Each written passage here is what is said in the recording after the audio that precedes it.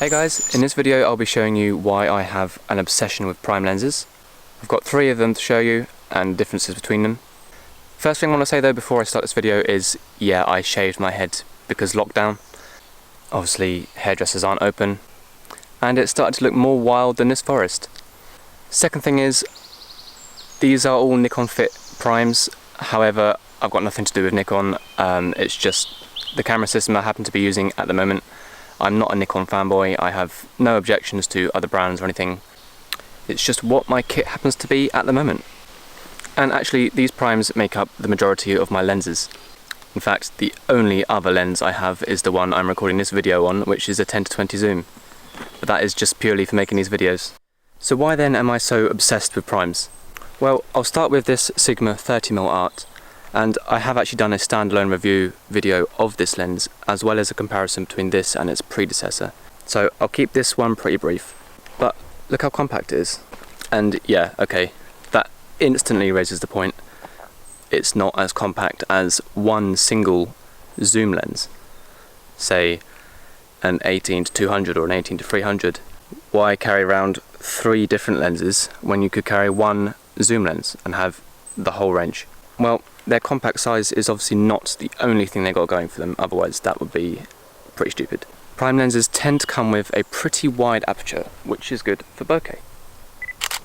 As you can see, even on a 30mm, which is fairly wide aperture, even on a crop sensor, at f1.4 you can get some seriously blurred backgrounds, which you just can't seem to get with a standard zoom lens, except for some really expensive exceptions, where they'll go down to f2.8, such as a 24-70.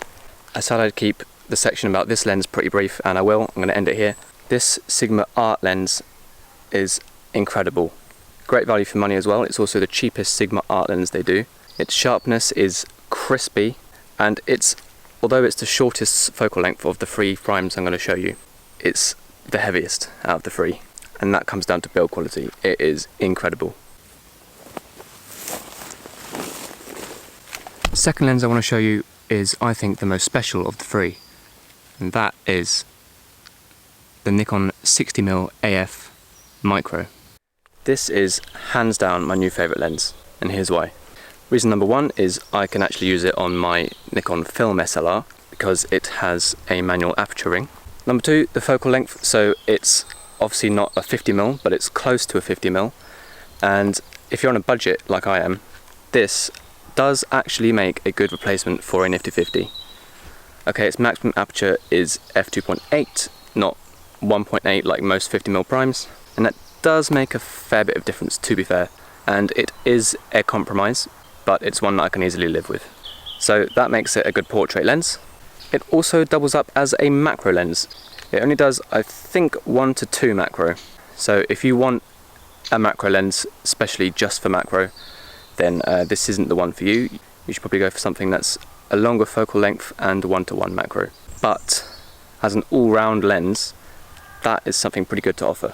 And the thing is this, when you're doing macro photography, image quality starts to seriously and very quickly deteriorate the closer you get in.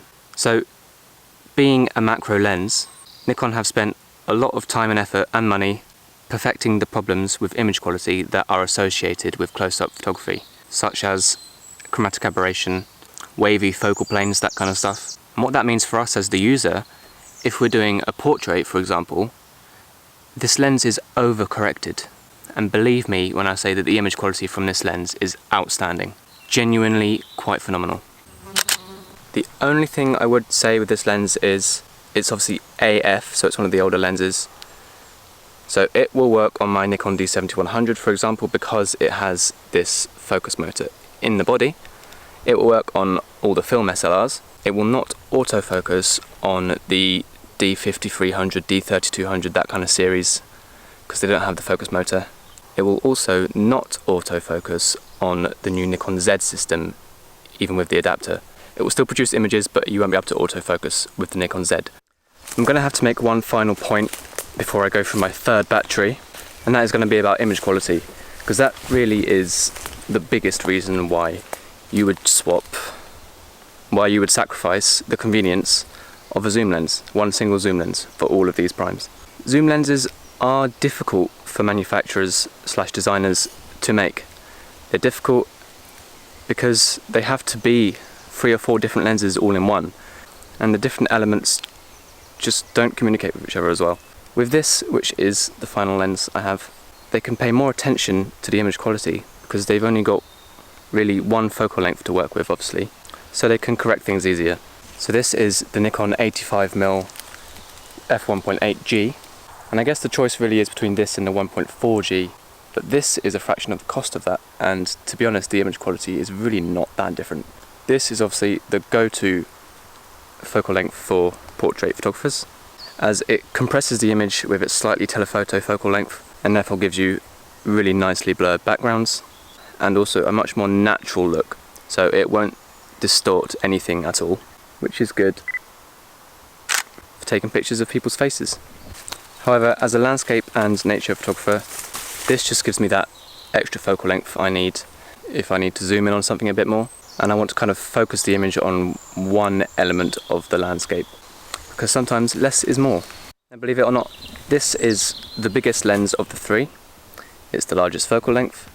It's also the lightest of the 3, and that is its plastic construction. It's really light, but it is longer than the other lenses, so it will tilt the camera forward, but that is counterbalanced by the lack of weight, so it is a nice balanced single handheld thing I got going here. So yeah, to wrap it all up, I will always be a user of prime lenses because they just offer such a huge boost in image quality. There's also an element of the joy of owning them. They're usually nicely designed, well made, and they're just nice things to own, and there's no shame in that.